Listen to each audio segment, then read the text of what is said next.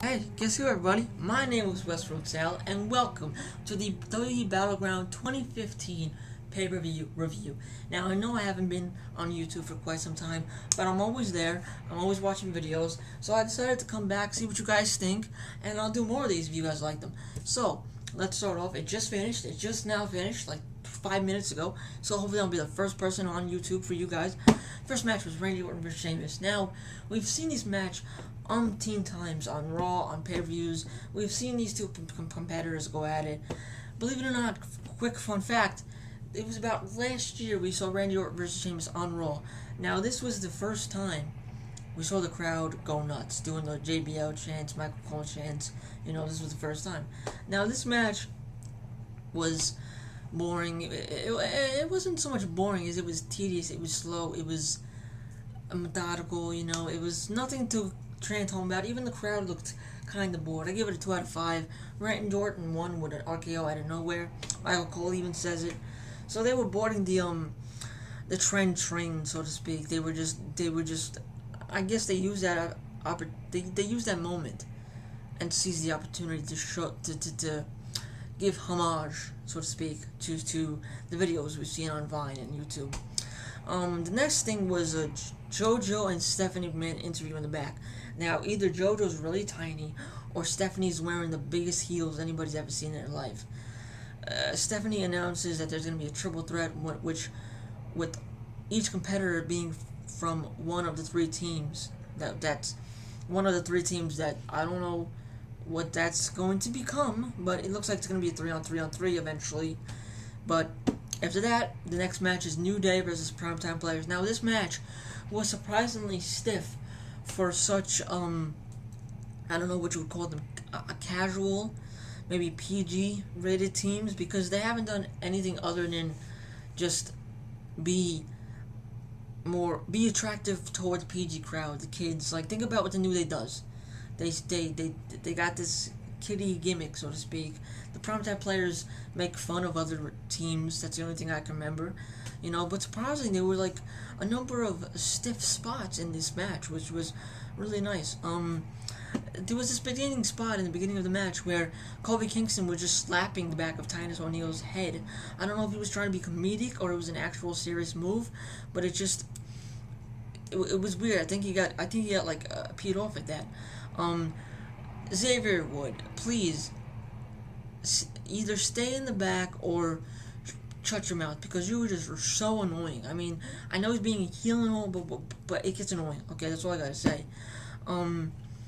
It was slow in the beginning and the middle, but at the end is where it really shines. Match. That's why I decided to give it a 3 out of 5. Primetime Players won, so that's that.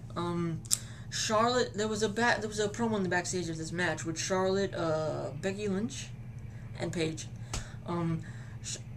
I know she was referencing her father by saying something with Flair, but the pinky, I didn't get that, but whatever.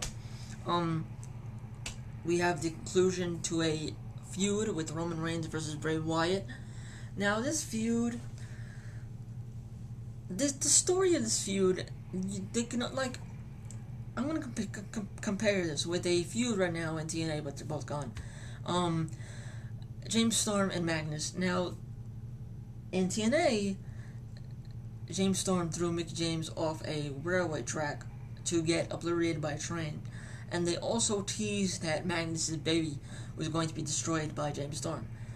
In WWE, they can't do much except show videos. They did alright for what they had, but you can't really do that kind of storyline in a PG audience. That's all I gotta say. It was kind of slow throughout the whole match. There were some nice spots. The only thing I gotta say about this match was at the ending. Now, Luke Harper comes out. Okay, no, let's not say Luke Harper. Let's say this masked man with all black clothing. And he reveals himself to be Luke Harper. Obviously, I just told you. But the thing is, people know you to be in Bray Wyatt's clique, so to speak. Why do you come out in black clothing? Why do you try to hide yourself when obviously people are going to know that you're part of Bray Wyatt's family? Like, that didn't make no sense to me. If you're just gonna make him come out, make him come out. You know, there's no need for the hidden persona. You know, whatever. Sorry, excuse me. I was drinking a lot of tea. Wyatt kicked out of the Super Punch, which I was surprised at. I thought that was the end of it. The crowd was chanting Daniel Bryan all throughout the match. That was kind of strange. I gave it another 3. I gave it 3 out of 5. Bray Wyatt won with the help of Luke Harper. I think, yeah, he did, right? I'm pretty sure. Why would I circle Bray Wyatt? I don't know. I got a good memory. Anyway, we go to another interview with JoJo in the back. This time, she pronounces that for the first time, Naomi, Tamina, and Sasha Banks. Their team is called BAD. I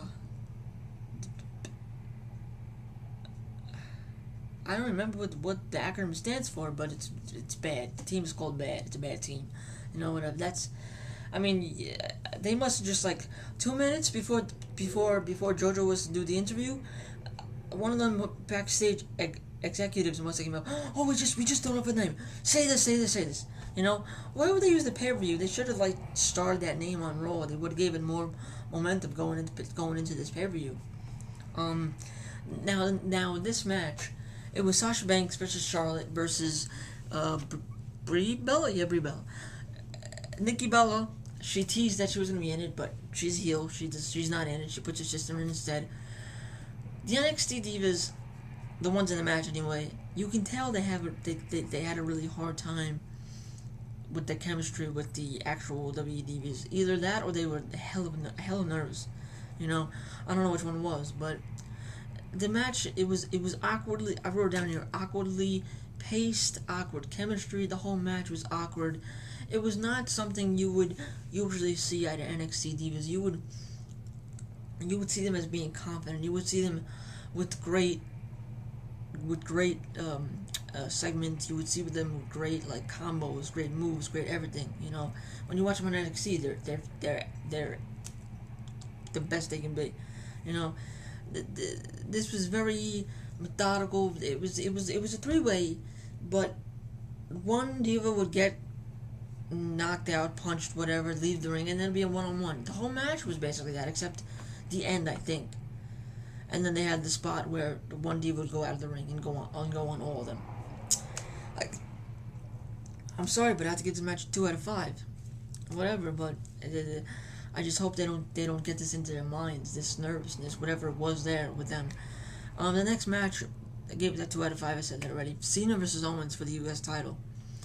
Now this, all throughout the night we had this theme, believe it or not, of wrestlers using the other competitor's finisher. In this match we did too. Owens used all 3 of Cena's finishers. Owens used the STF, Owens used the Attitude Adjustment, and Owens does the 5-knuckle shuffle. And he kicked out all of them. But then at the end, he kicks out of, he gives up to what looks to be a nice STF. So, I hate that Kevin Owens lost. He could have really used the U.S. title. The U.S. title would have pushed him to new heights. Now, I don't know what they're going to do with him. They might push him down. Because they're going to obviously push him down. Because John Cena is at the top of the leaderboard, so to speak. I don't know what they're going to do with him. I feel bad for him. He should have won. But that's how it is. It was still a good match. I gave it a 3.5 out of 5. In the beginning of the match, we've seen everything. We've seen everything before, except the Kevin Owens other moves.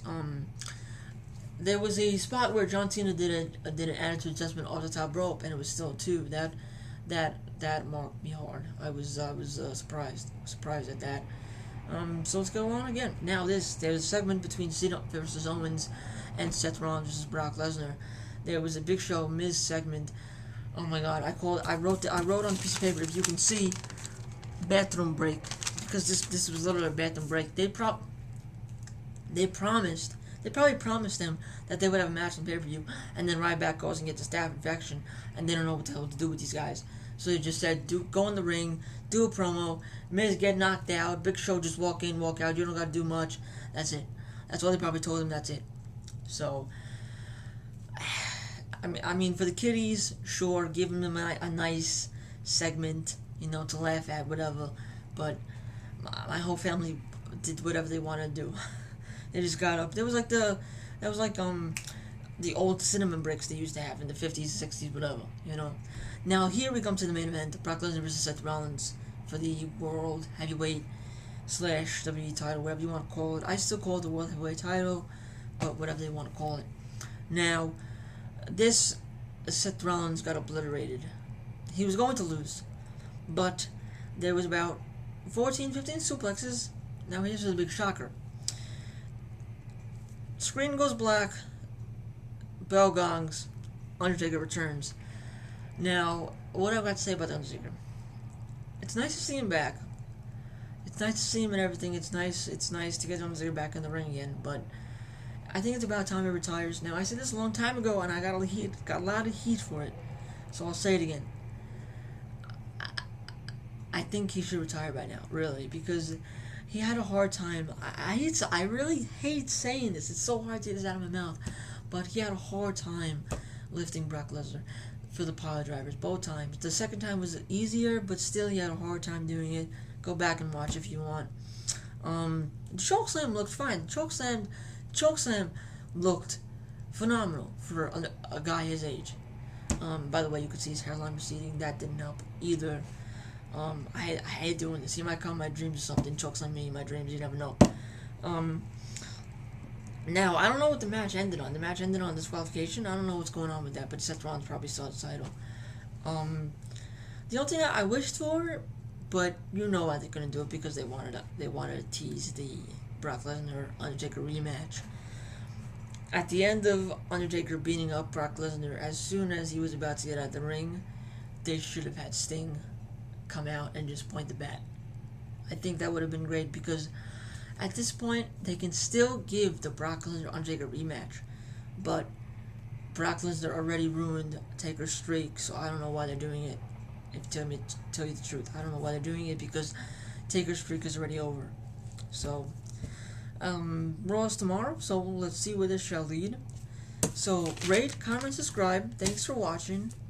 Do I have anything else to say? No, I think the pay-per-view was alright. I think the pay-per-view was better than many we've seen in the past.